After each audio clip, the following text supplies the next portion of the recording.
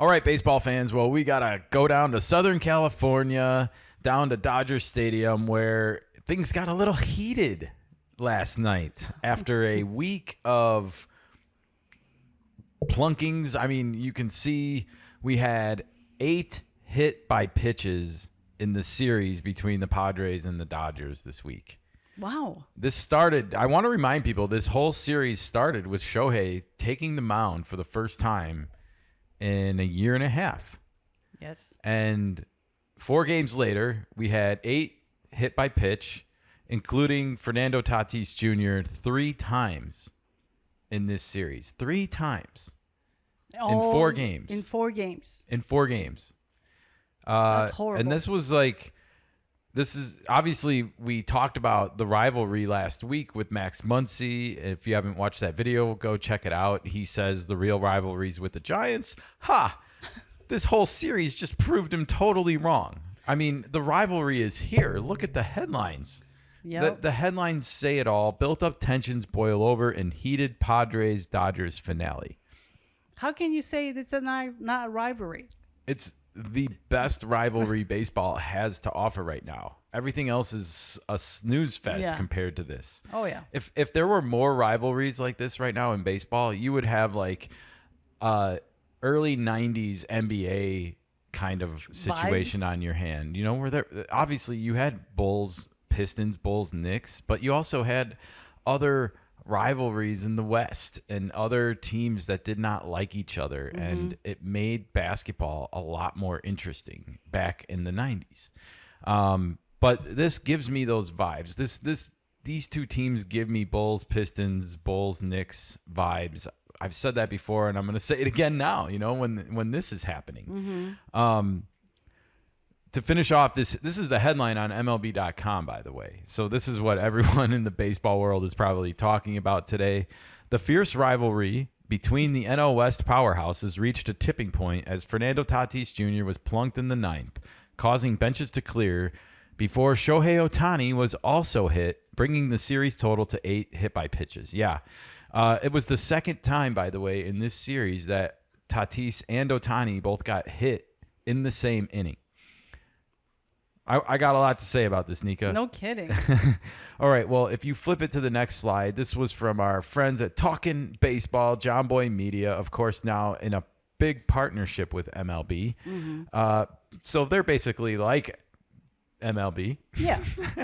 Padres broadcast caught the moment that Mike Shildt and Dave Roberts got face-to-face. And you can see right here, this is kind of what started the benches clearing, actually, is like Shildt came out right away to check on Fernando, obviously. But he quickly turned his attentions to Roberts, and he's barking at him. Well, that's fine. That's what you're supposed to do as a manager. You are allowed to bark. Well, of course. I mean, he was barking at Roberts, but Roberts took exception to that. He comes storming out of the dugout at Shildt and gets in there. You know, you can see right here, they're in his faces, but Roberts bumped Mike Shildt. Yeah, Mike Shildt did not lay hands or touch Dave Roberts. Dave Roberts definitely, touched in him. my view, crossed a boundary. He crossed a line there. You know, I agree. And so we'll have to wait and see how things get perceived by the MLB powers at B, you know, when it comes to handing down punishment for this issue, because I think both these managers may be missing a game or two. I would imagine. But more on that in a minute, because when they got face-to-face with each other, you can see MLB even got in on the action. They posted this on, you know, their own social media feed on X. Bench is clear in the 9th inning of the Padres-Dodgers game in Los Angeles. You can see it got heated. You know, we've been saying these 2 teams do not like each other, and good. It's good for baseball, It is actually. good for baseball. It reminds me of the 90s baseball when you see highlights occasionally with the benches are clear. This is what it looks like. Yeah, I mean, the bench is clear in the game still, and we have incidents in the game. Obviously, we had Tim Anderson and Jose Ramirez just a couple years ago. You know, I think from my view, though, like when Fernando's getting hit 3 times in 4 games, and there's just a history here that can't go ignored. But it's it's time for things to stop. So I'm glad to see the Padres plunk Ohtani a couple times in this series. I'm really glad. You know, people can talk all they want about, oh, Ohtani handled it with class and dignity. And like, even after he got hit again last night, Suarez got ejected. We'll talk about it as we go through some of these articles. But Ohtani, you know, waved his teammates back to the dugout after he got hit because they were ready to come throw hands with the Padres after that happened. And this was after the already benches clearing brawl that we can see here. Oh, that was the second time. Ohtani got hit afterwards in the ninth inning. Mm-hmm. And so, you know, there was almost another incident, but Ohtani waved them back like, don't worry about it, basically, or don't come out, you know, like I will handle it in a way. He just was like, I'm accepting of it in a way, you know, and it's like, at least he's acknowledging that maybe it was expected. I don't know, you know, but he didn't want it to escalate further, which is nice. That's fine. Mm-hmm. But I definitely don't feel like the Padres did anything wrong either. No, they did not. And the way Dave Roberts started this barking, if you will, it's more on him than the players. Well, I guess if you don't want Mike Shildt barking at you for hitting our best player in the hands area now for the third game in four games, Mm-hmm.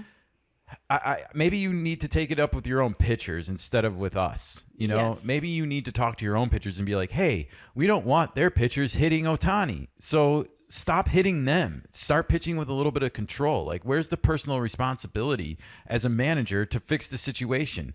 I have a sneaking suspicion there isn't one. I don't think he wants his pitchers to stop pitching the way they are. I think it's an intended purpose. And I think if Fernando gets hit there, be damned. Mm-hmm. I think it's all psychological warfare on his part with the Dodgers against the Padres. They are the villains here, and the Dodgers skirt because MLB makes them out to be their all sweetheart poster child that is all good. There's nothing to see here at the Dodgers. They don't do anything bad at all. You know, nothing is ill-intended, and like, but they're wrong.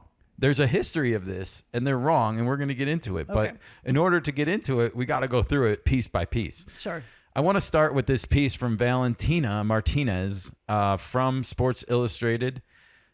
She says here in the headline, Padres Manny Machado issues warning to Dodgers following Fernando Tatis HBP. If you flip to the first paragraph, it says San Diego Padres star Fernando Tatis Jr. was hit by a pitch for the third time in the last 9 days by a Los Angeles Dodgers pitcher. So I do apologize. It does go back to the previous series last week. Nevertheless, it's still bad.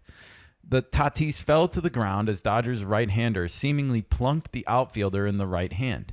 Manager Mike Shildt immediately ran out of the dugout enraged by the ongoing pattern from Dodgers pitchers. Both Padres and Dodgers benches cleared as LA skipper Dave Roberts also ran out of the dugout to exchange angry words with Shildt. Both managers were ejected following the fight. Okay, at least that was evenly split. Enough's enough, Shildt said post-game. Intentional, unintentional. The fact of the matter is I took exception with it.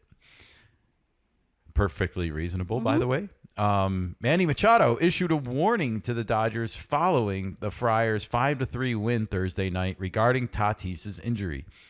Quote, let's just hope the CT scan on Fernando Tatis Jr.'s hand comes back negative, Machado said. They gotta pray it comes back negative tomorrow. They better put out a candle. Okay. That sounds like a warning shot by Manny Machado, and I think he's got every right as the captain of this team and the second in command, basically, of the clubhouse to Mike Shildt to be making statements like this. So before anyone says he's out of line or he shouldn't be making threats, you know, like he absolutely should be. Well, he's not out of line. He's just saying, I hope the x-rays are negative. Well, I think he's saying for that, you know, for their sake. You know, I think he's saying, like, we play each other again and we can do some damage to you. You know, like, this is kind of old school baseball here that we're seeing between these two teams where it's getting settled on the field. Like, it should be a little bit. And I think there's some people that view rivalries like this as a turnoff, and then there's people like you and me that are like, we want more of this in baseball a little bit. Like, it's time to get your hands dirty, and if you want to sell the product to more people, you need more rivalries like this. You do. It's just the end of story for me. And pitchers with more control. Well, again, yeah. This shouldn't be done on purpose. I do The understand. hit by pitches need to stop. Yes. You know? Or implement some kind of a punishment for the pitcher. I've always said recently that maybe it's time for pitchers to be suspended until the player that they hit can play again. If that's a game or two, then it's a game or two. If it's 7 weeks, it's 7 weeks. If it's a year, it's a year. You know, like, but take some responsibility for your pitchers. This is like drunk driving in baseball to me a little bit, where it's like, oh, my job is to throw as hard as possible and hit as many miles per hour as possible. Location be damned. You know, like, yes, I'm not saying you shouldn't pitch over the inside part of the plate. I am saying you shouldn't be coming into the batter's box by 3 or 4 inches. You know, like, that's the plate itself is only 17 inches. You have a small minimal window. room for error here. Yes. Minimal room. You need to pitch with some control and exercise some control. And if that means you throw 98 instead of 101, then that's what it means. Hello. Stop listening to whoever's teaching you this. They are wrong. That's because you will that's get what more it's been people talked out about. when you hit your locations. This is a tale as old as time. It's aggravating to me. And again, I don't have a problem with wanting to own or pitch over the inside part of the plate and whatnot, but this is a little bit too extreme for me. And well, for Tatis getting hit 3 times in 4 games, that's outrageous. And why is him? He's the only one that's got hit. right. No other player got hit. So it feels purposeful and intention. Well, let's move on. It says Shildt revealed Tatis would get additional imaging Friday. However, initial x-rays came back inconclusive. Oh. So not negative per se, you know, just Swelling. inconclusive. Yeah, we've seen this situation before, that when there's swelling like this, it can be Inconclusive. not until a day later where you can actually know for sure what's happening. But the Padres manager added the outfielder is, quote, not in a good place. I was disheartened to hear this. You know, like, I feel like Fernando is going to not play today for sure, and is going to be day to day, or maybe have to go on the IL with a broken bone in his hand. Who knows? Well, you got hit 3 times around the same area. Well, he definitely got hit on the forearm on his swinging hand in April when they were in Pittsburgh. And we talked a little bit about that might being a cause of his power decline. Yeah. But yeah, he is seemingly a target. And I'm glad to see Padres pitchers at least starting to fight back and say, like, hey, if this is going to continue, we're going to put Suarez on the mound and we'll plunk you with a 100-mile-an-hour fastball. Yeah. You know, Ohtani's going to have a welt on his shoulder from that today. I'm sure. So if you want it to continue, Dave Roberts, then Take some responsibility for your pitchers. I know it's such a cop out to blame us for your own inadequacies. Yep. All right. Aiden Gonzalez here. Is that Alden Gonzalez?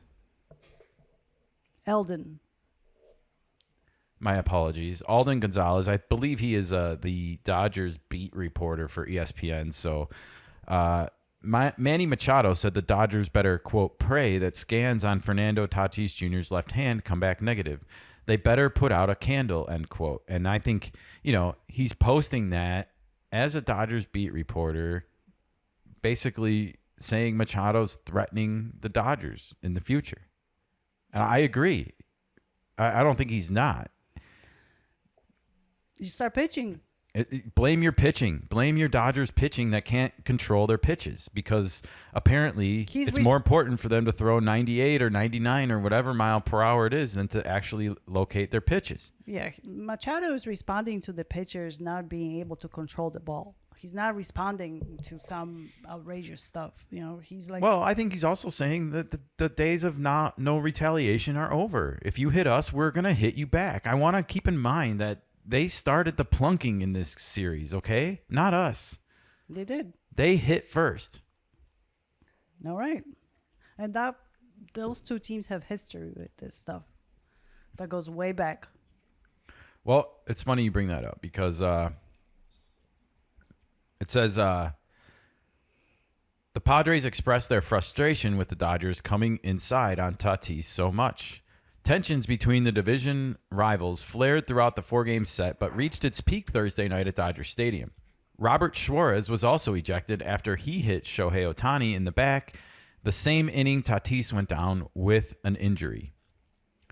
So, I do believe that considering the situation, it's a bit interesting. I do think it was intentional.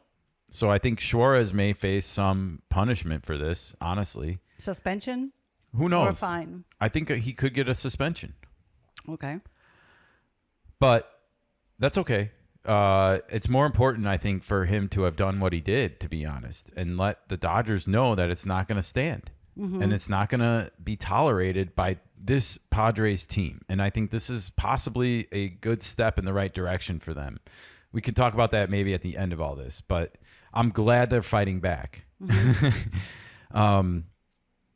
It says tensions between the division rival, blah, blah, blah. Yeah, so, okay, we got through this slide. Next slide. Ohtani waved down the Dodgers dugout as some players began to leave the benches. We hinted at this earlier. This was obviously when Ohtani got hit, his players wanted to go to war for him. Perfectly reasonable. But they did not. Ohtani waved him down. The article ends, while the Padres earned a win over the Dodgers Thursday, the rivalry matchup was certainly costly. And I would say, yeah, if Tatis is going down here at all for any time, with Merrill already out for the concussion, we know how thin the Padres bench is. Yeah. And it's just... It's not good. Not good, not right. In the spirit of competition, as you will. I want to remind people, Fernando goes on Mookie Betts' podcast last year and says that they're friends and stuff. Where are they in all of this? Silence. This shit is unacceptable to me. People need to remember these things and bring them up when things like this happen and be like, how do you feel about this now? It can't be just how do you feel when you hit a home run or do something great. It should be how do you feel, Mookie, when your friend Fernando is getting hit by your teammates over and over again? Do you say anything to the pitching staff? Do you stand up as a leader or a veteran in that locker room and say hey guys, I'm friends with Fernando. Stop hitting him. Otherwise, they're going to start hitting us, and we don't want that. We don't want them headhunting Ohtani or Freddie Freeman or me. Anybody.